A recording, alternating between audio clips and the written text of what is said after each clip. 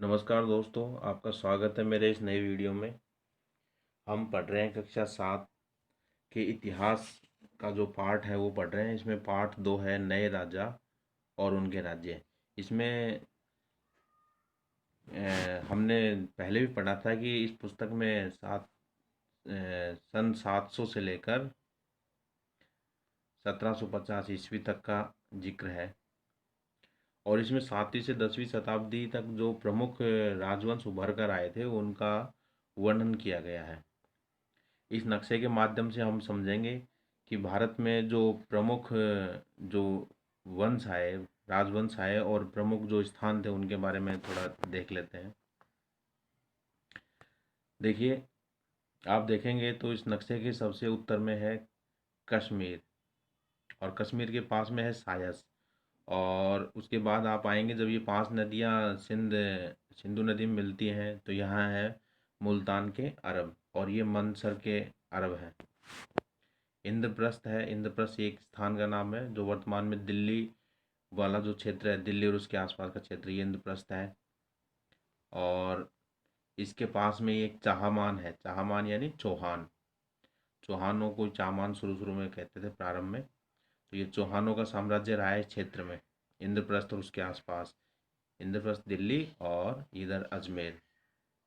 कन्नौज, कन्नौज भी बहुत महत्वपूर्ण स्थान रहा है। ये व्यापारिक दृष्टि से बहुत उन्नत नगर था। इस पर अधिकार करने के लिए बहुत सारे राजवंश लालायित रहते थे। इसके बाद देखिए, प्रयाग और बनारस ये भी प्रमुख स्थान रहे हैं। चाहमान के पास में जो अजमेर, उसके बाद में नीचे वाले क्षेत्र में अर्थात गुजरात और दक्षिण राजस्थान जो था, दक्षिण पश्चिम राजस्थान, वहाँ गुर्जर प्रतिहार का अधिकार रहा था। गुर्जर प्रतिहारों ने कन्नौज पर भी कुछ समय अधिकार रखा। और प्रयाग के पास में चंदेल राजवंश काफ़ी प्रसिद्ध रहा है, और ये कामरूप है जो वर्तमान में जो बांग्लादेश है उसके पास में। और यहीं पाल वंश भी रहा है। गुर्जर प्रतिहार और पाल ये प्रमुख राजवंश रहे हैं 7 से 10वीं शताब्दी के मध्य। उसके बाद अनरटा है गुजरात का क्षेत्र। उत्कल, उत्कल ये जो उड़ीसा वाला क्षेत्र है इसको उत्कल बोलते थे। और उसी के पास में कलिंग है, ये भी उड़ीसा के नज़दीक पड़ता है, और यहाँ चालुक्य वंश रहा है। और दक्षिण मध्य में राष्ट्रकूट वंश रहा है, ये मालखेद स्थान है एक। और इसके अलावा दक्षिण भारत में चोल, चय और पांड्यन ये 3 प्रमुख राजवंश रहे हैं। इनमें हम चोलों के बारे में आज थोड़ा विस्तार पूर्वक अध्ययन करेंगे।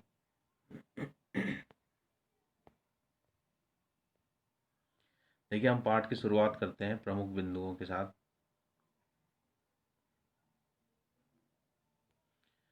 नए राजा और उनके राज्य।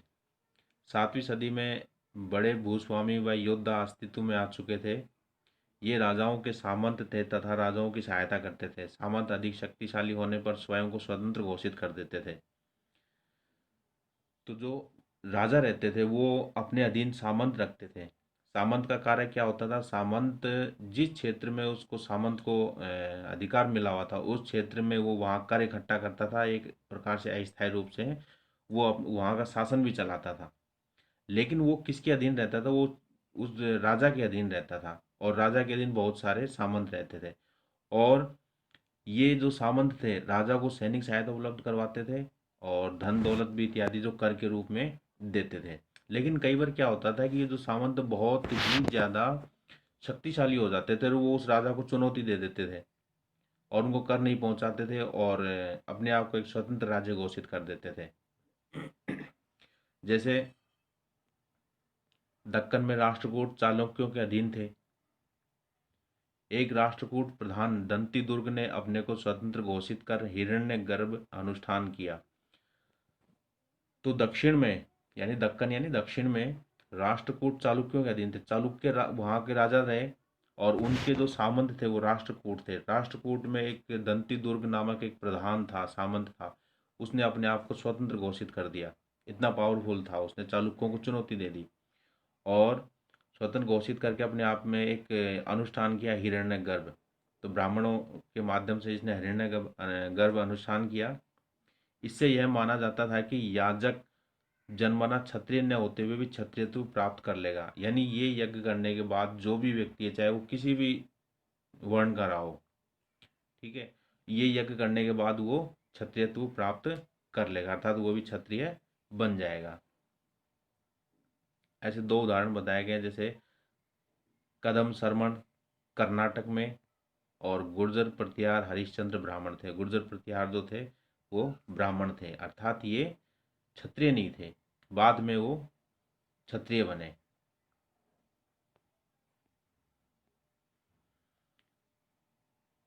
चोल, तमिलनाडु में 400 करों का उल्लेख है।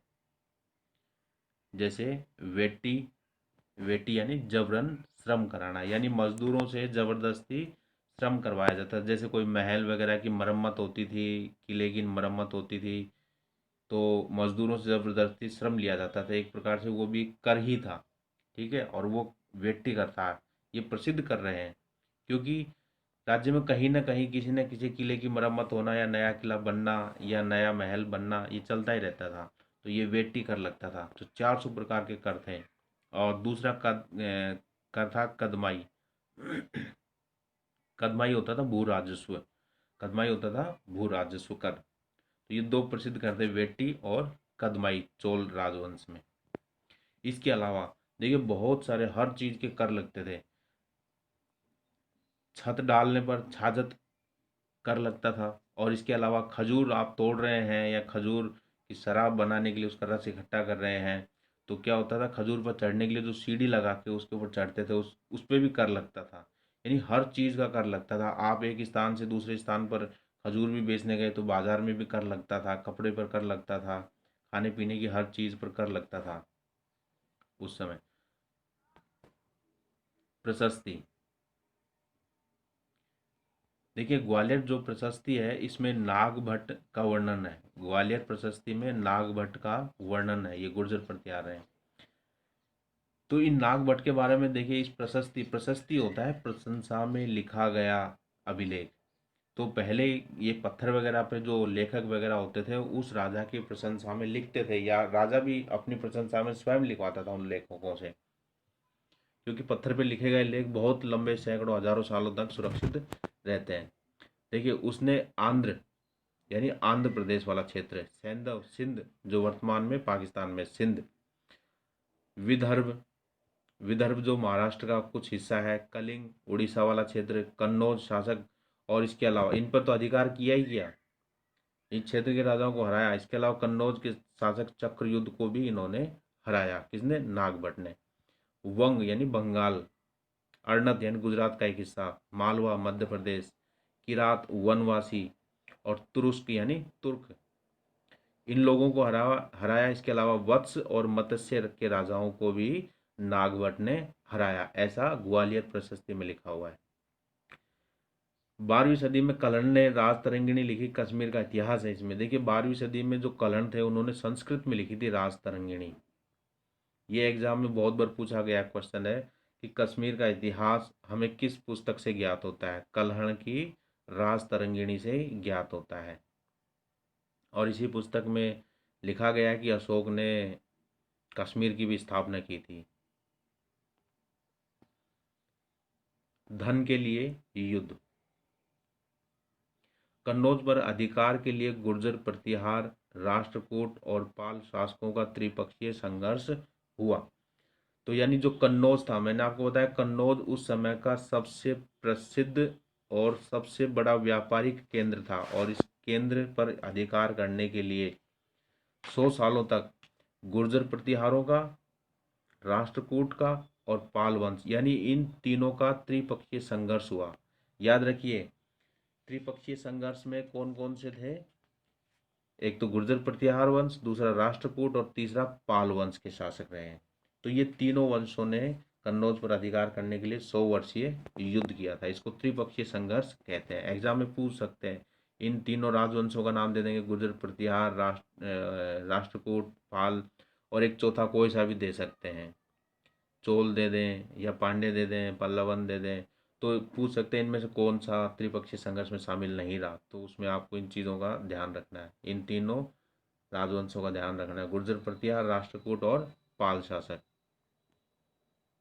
अफगानिस्तान के गजनी का सुल्तान महमूद ने 997 ईस्वी से 1030 तक शासन किया। वह कई बार भारत के सोमनाथ मंदिर को लूटा। अफगानिस्तान में गजनी है, वहाँ का शासक था महमूद गजनी। उसने भारत पर कई बार आक्रमण किया और विशेष रूप से जो गुजरात में जो सोमनाथ का मंदिर है उसको कई बार लूटा। क्यों मंदिर को क्यों लूटा? क्योंकि उस समय क्या होता था कि मंदिर धन दौलत के एक प्रकार से केंद्र बन गए थे। मंदिरों में बहुत सारा सोना चांदी रहता था, मूर्तियों को सोने चांदी से लाद के रखते थे, उनके दरवाजे, उनकी साज सज्जा। तो उस समय सोमनाथ मंदिर में बहुत सारे धन दौलत को देख करके मोहम्मद गजनबी ने आक्रमण किया और उस मंदिर को लूटा। और मोहम्मद गजनबी ने अल बेरूनी नामक एक अरबी इतिहासकार था, उसको भारत का लेखा जोखा लिखने का काम सोचा। अल बेरूनी को किसने? मोहम्मद गजनी ने, सुल्तान महमूद गजनी ने। और इसने अरबी भाषा में एक पुस्तक लिखी। उस पुस्तक का क्या नाम था? किताब अल हिंद। किताब अल हिंद किसने लिखी? अल बेरूनी ने लिखी। ठीक है, किताब अल हिंद। इसमें तत्कालीन समय की भारतीय परिस्थितियों का वर्णन है। चहामान यानी चौहान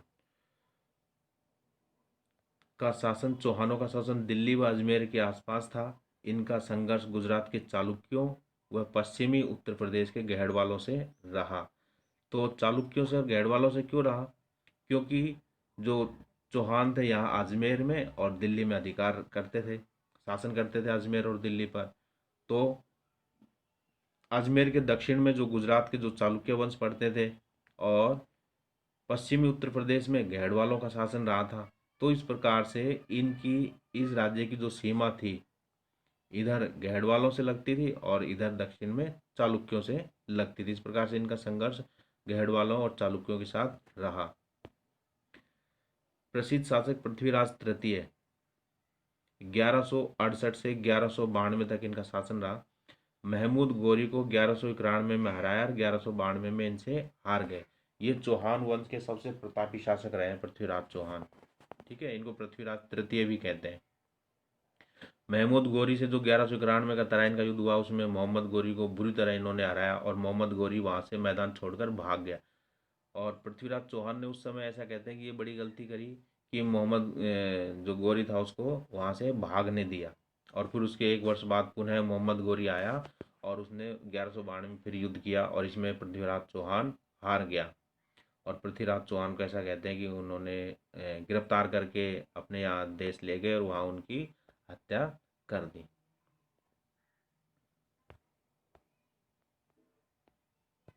देखिए, हम चोल शासन के बारे में थोड़ी जानकारी ले लेते हैं। ये जो आपको लाल रंग से दिखाई दे रहा है दक्षिण भारत का ये हिस्सा, ये चोलों का साम्राज्य रहा है। ये चोल वंश का साम्राज्य रहा है। ये दक्षिण कलिंग से प्रारंभ होकर इसमें काकतीय वंश वनवासी क्षेत्र, ठीक है, उरैयूर से मदुराई और पांड्यन तक का भी क्षेत्र शामिल था। कोच्चि वगैरह ये सब इसमें शामिल था। यहाँ चोल वंश का शासन रहा है।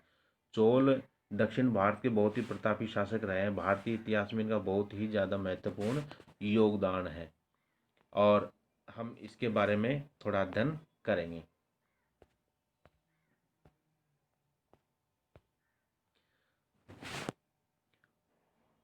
उरैयूर से तंजावुर तक,